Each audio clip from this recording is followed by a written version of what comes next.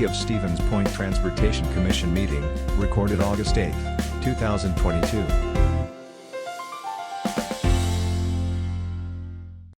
Okay, so it's 4:45, and just to be cognizant of everybody else's time, we'll just get started. And if he shows up, I'll try to monitor for that, Talon, but if he shows up and you notice it, let me know too. So we'll get started. Thanks everybody for joining us for today's Transportation Commission meeting. We'll have Talon run the roll call. Okay, so Carolyn Peterson. Yeah.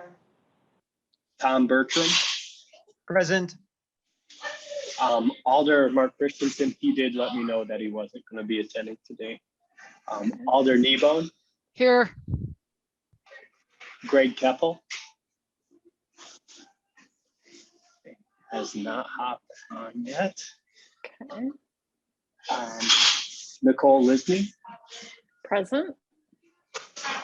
Jessa Mitchie. I am here. Hi, Jessa. Hi. Okay, and I think I got everybody. Okay, sounds good. Then we'll move to the next agenda item, which is the approval of the July 11, 2022 minutes. Did anybody have any questions for Talon?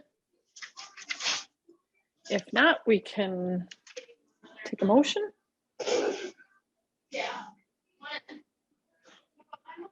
I'll move to approve. This is Carolyn. Thanks, Carolyn. We have a motion. Do we have a second? I'm Bertram, will second. Okay, we have a motion and a second. Any further questions or discussions? Okay, hearing none, we'll take the motion to vote. All those in favor say aye. Aye. Those opposed? Okay, motion carries. All right, we'll move to agenda item number 3, which is approval of the July 2022 financial claims report. It was also included in your packet. Does anybody have any questions for Talon?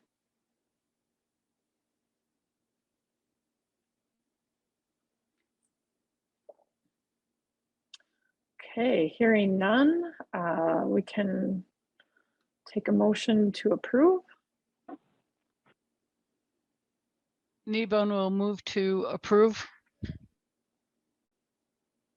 Thanks, Mary. I'm Bertram, will second. Okay, thanks, Tom. We have a motion by Mary and a second by Tom.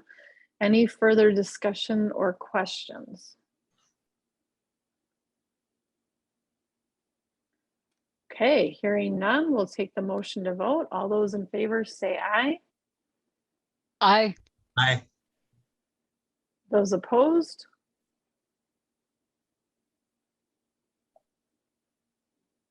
Okay. Motion passes. I did see something in the chat. Did you see that? Oh, okay. Jessa, did we want to do introductions with Jessa?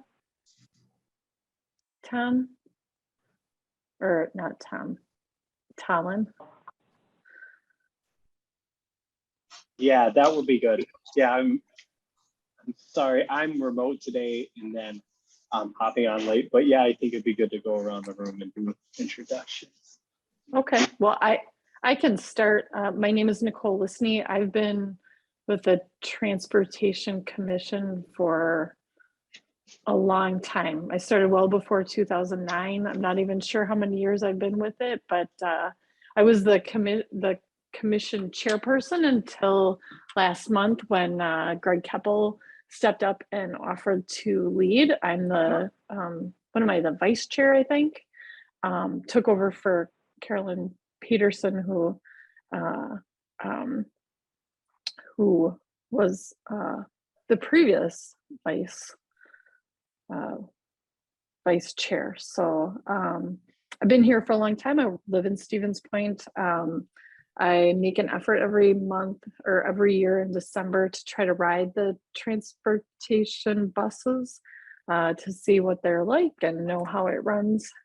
So been here a long time. I work for the Department of Transportation on highways and bridges. I oversee staff that design and build those. So that's me. Welcome, Jessa. Thank you.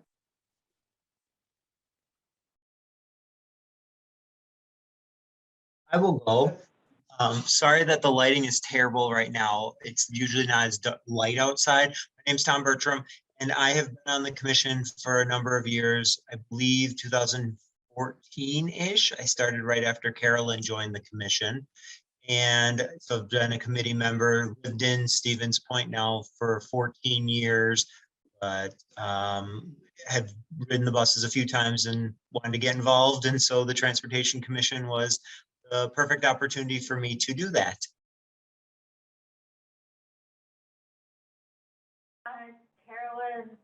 I'm Carolyn Peterson. I work at Mid-State Independent Living Choices. I have been on the commission for like 8-9 years, something like that, a long time. I don't know. I live in Stevens Point. I guess that's all. I can go next. My name is Tom Carroll. I've been working for the city at the Transportation Department for 24 years. I live in Plover, and it's been enjoying the development of this system and where we're at today. It's been great, and we're looking forward to a lot more changes yet. Well, I guess Yeah. I'll jump in. I'm the District 7 alderperson, have been since 2015, and I believe that's the same year I was appointed to the commission. So I rode the bus in Madison for 2 years to grad school and really enjoyed it. So this being on this committee has been very rewarding. I really value our transit system.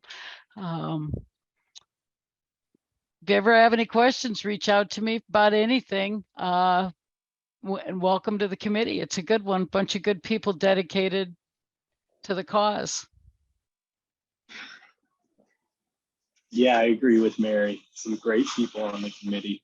We have a lot of fun. And I'm Talon. We met and been transportation superintendent for a year. So it's been a fun year and many more to come.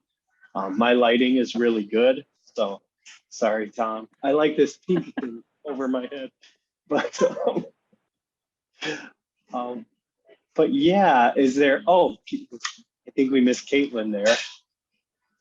I'm Caitlin. I am the mobility coordinator for Central Transportation, and I've been here for just a little over a year.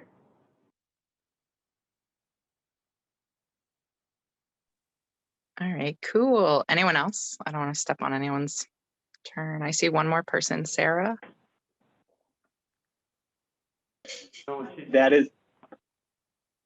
That's the city's Gotcha. media manager. So for the website. Okay, cool. Well, thank you, everyone. It's super nice to meet all of you. I have only lived in Stevens Point since September 2020. But when I moved, I didn't have a car. So I was depending on the bus system a lot, and also depending on our roads and our bike lanes to bike everywhere. So that's how I initially got involved, was just having a lot of opinions about our bus system and our bike lanes and all of that. I am from Chicago originally, and I also lived in Columbus and Philadelphia. So I've got some like big city comparisons. And it's great that we have a transportation system here at all. So I'm really, really thrilled that we have that and excited to help work on it. Thanks for the welcome. Great. Thanks, Jessa. All right. So we'll move on to agenda item number 4, which is approval to charge $25 for all monthly passes. So Talon, do you want to step in and talk a little bit about that? Yeah, absolutely. So currently our pass structure is $47.50 for an adult pass, $32.50 for a youth pass, and $25 for people with disabilities or seniors in our community. So the trend that we see is we don't sell a lot of adult passes or youth passes. Actually, we haven't sold a youth monthly pass in a year.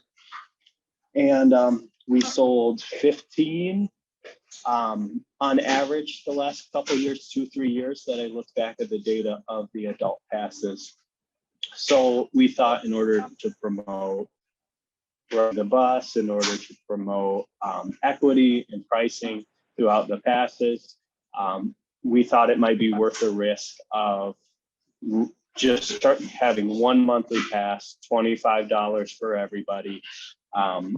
You know, if all is said and done and we just lose out on that equity, it's $375 a year. So not much of an annual risk for the possibility of people riding the bus more, the possibility of more people buying passes, which makes it easier for people to get on the bus, which makes the route faster because people are, you know, moving faster.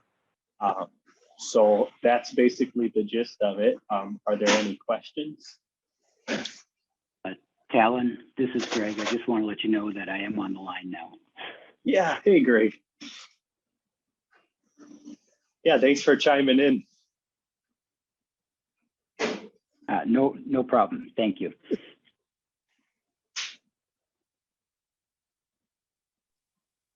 Talon, what are similar size transit groups charging for a monthly pass? And that was something else that we noticed. Okay, that's something else that we noticed, that a lot of the systems throughout the state, similar size, even bigger, some smaller, we're going to one monthly pass price across the board, but we're very low on the list. It's usually $30 to $35 for systems around our size for a month. And then they kind of go up from there when you get to the larger systems. And that's more where the fare structure comes into play. Also, I'd like to add that you mentioned as far as the fare structure, Managed Walk is a good comparable. They're a smaller system as well. And the difference is they charge $30, but their adult fare is $1.50. So we're charging $1.25. One of the things we didn't want to do is really raise the prices for the seniors and people with disabilities. That's why we wanted to keep it at 25. Because we didn't really want it to have an effect on anybody other than the benefit it would have on people that are senior or people that are youth that want to purchase a pass. They can get a cheaper rate. So there is an incentive for them wanting to purchase a pass, but there's no reason for the seniors. And another thing I liked about the idea that when I was watching the other systems do this is that there's no discrepancies. Drivers aren't arguing with somebody over the purchase of a pass. It's all one fare. You don't have to go look at somebody and go, are you sure you're senior? Are you sure you have a disability versus being an adult? So there's no confrontations either. So it's just simply one pass for everybody. So that was another reason I thought it would be a good put a one fare structure instead of having 3 different pricings. Okay. Well, I'll make the motion so that we can further discuss this. I'll move to approve a $25 charge for all monthly passes.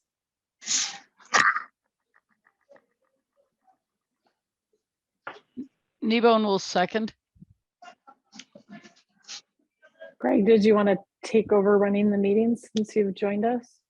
Or do you want me to continue? If you would, I would appreciate it. Okay. I'm not having great success here with Zoom this afternoon, so thank you so much. Sounds good. Okay, so we have a motion and a second. Is there any further discussion or questions for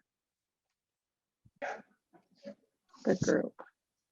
No, I think it's worth a try. What we might gain in a few more sales.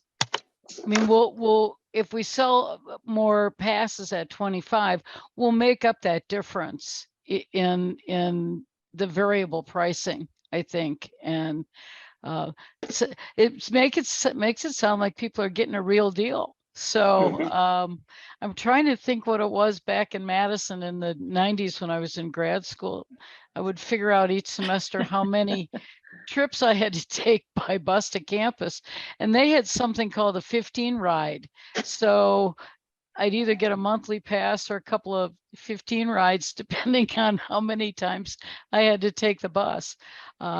So I think 25 is a pretty good deal now, because I think it was even more way back then. So I think why not give it a try? We can always go back to something more, but if it brings more people onto the bus, makes it more affordable for folks, then it's a win all around. So. Yeah, exactly. And go ahead, Greg. Well, I was going to say the convenience factor as well, just the ease of operating the system, just so many upside benefits. Okay, any further discussion or questions?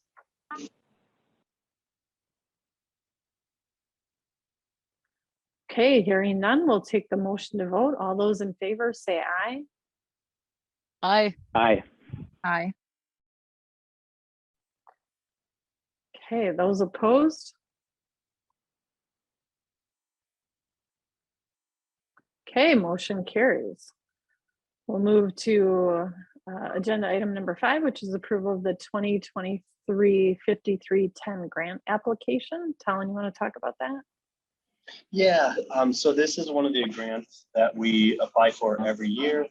Covers our mobility management and our volunteer driver program.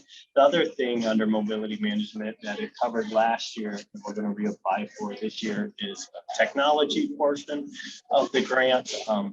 This year we want to update some of the tech on the buses so we can have live call outs and so we can have live call outs of locations and then kind of more integrated with our bus tracking app.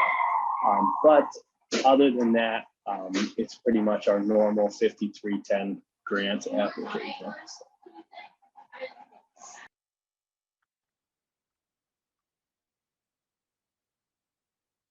Okay. So the grant application was included in the information that was sent out by Talon. So are there any questions for Talon on this?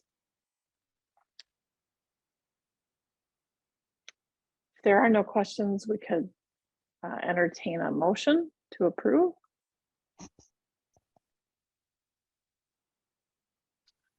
I'll move to approve the 2023-5310 grant application. This is Greg. I'll second that motion. Okay, so we have a motion by Mary and a second by Greg. Any further discussion?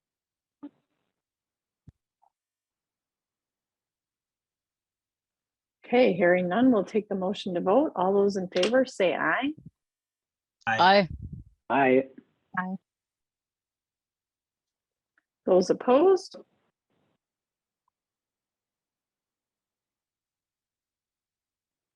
Okay, motion carries. So let me get back to my agenda. So next on the agenda is the approval to add an additional fixed route in 2023. I believe that's the last page of the packet, right, Talon? Yes, correct. There is a sample map on the last page. And do you want me to go ahead, Nicole? Sure. All right. So I'll hop in. So the page that you see there is simply a sample of some of the plans and ideas that we're working through. I'm not actually asking you guys to approve the plans for the route yet, just the approval to add an additional route in 2023. So I can write it into grants, include it in our budgeting. And I kind of wanted to just go over a few of those numbers with you so you kind of know what we're looking at. And just a little bit before I get into the numbers, when we did the county city merger, it was to give both the county and the city access to more transit funding so we can expand service. And then COVID hit and we never expanded service. Like we were heading that direction. And then it kind of all imploded on us and we were surviving there for a while. So now, not only because of the additional funding with the county city merger, but also with additional funding from the state and the feds for operating, we're in a situation where we simply need to be expanding services. So, you know, that said, immediately, this addition isn't going to have any impact on the taxpayers locally. So that is great. But, you know, in the future, it could possibly have impact.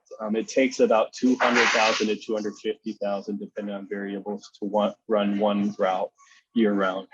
And then our local share of that in Stevens Point is around $35,000 to $42,000 is how much that can affect the local taxpayer.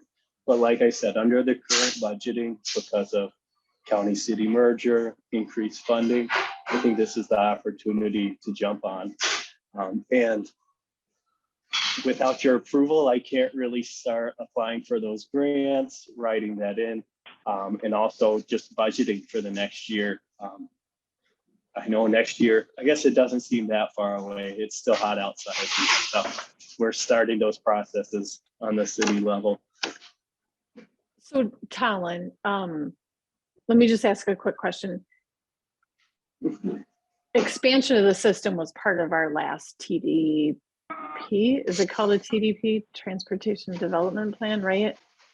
Yep, correct. Okay. And so, go ahead. There was a discussion about adding a Marshfield Clinic route at one point, and there may have been a motion on it 2-3 years ago. I don't know. So I thought, well, let's get another motion. Okay. Did you want to go over the actual route of what we're looking at adding? It's the orange route, right? It is the orange route, yeah.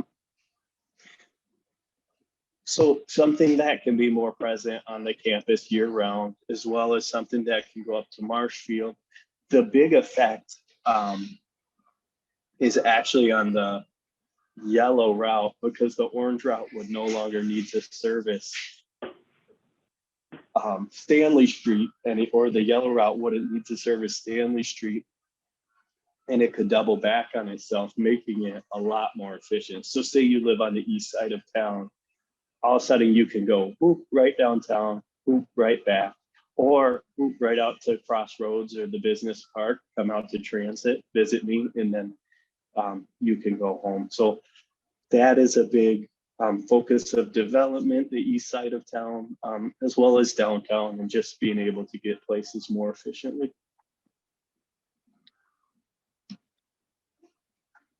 So which direction does the orange route go?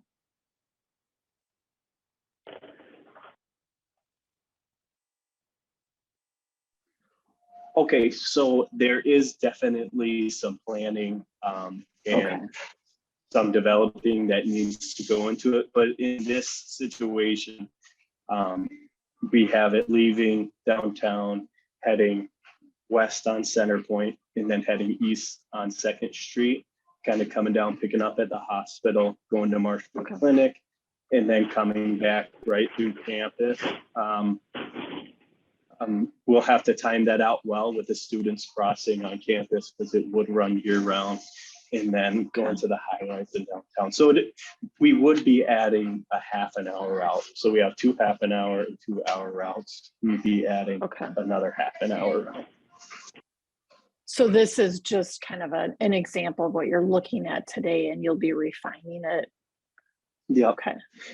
Exactly. And the TDP has expansion plans in it, but nothing exactly for a scenario. Right. Yeah. So there's some gray areas, some things that we want to work on and get some public input. Okay. Any further discussion or questions? I'm all for something that's going to make it faster to get from my neighborhood on the east side of Point. I know when we first moved back here in 2006, I looked into taking the bus, but I'd have to go all the way out to Crossroads Commons and come back up and then transfer. And man, it was an hour ride and it's less than a 10-minute drive. So I think that's that'll be a great improvement to get folks. We're starting to get pretty filled up out here. So there are some folks I'm sure that'll appreciate that faster ride. Yeah, So, I would add, oh, I'm sorry, Mary. No, I was just going to say, that being said, I will move to approve.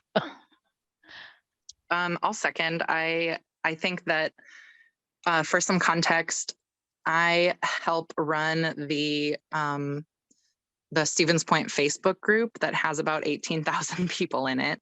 And I would definitely say I've heard and seen a lot of people talk about this, about how that part of the city is neglected by public transit. So I think that people are going to be really happy about this. Okay, so we have a motion by Mary and a second by Jessa. Any further discussion or questions?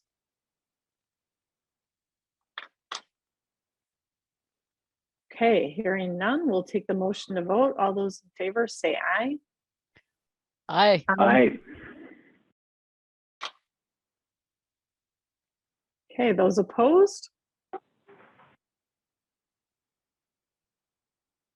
Okay, motion carries. That takes us to agenda item number 7, which is the next meeting date. Looks like it will be Monday, September 12th at 4:45 p.m. Anybody that can't make that? Okay, sounds like we'll see you all there. Thanks everybody for attending, and we are adjourned. Thank you. Thanks so much, Nicole, for your help. Appreciate it. Welcome.